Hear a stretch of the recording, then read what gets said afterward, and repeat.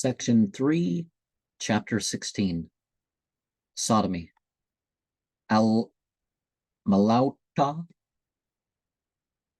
A'inakum Latatuna Rajala Shahwatan Min Duna Nisa'e Bal Antum Qaumun Tajhalun.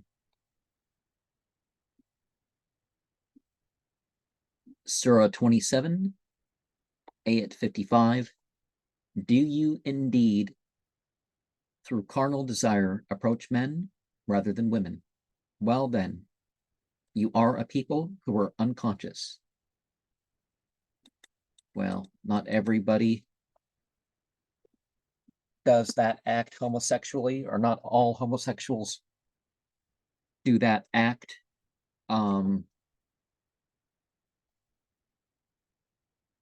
And no, there's not a chapter in the Quran called sodomy, or, pretty much every other title in this book's division.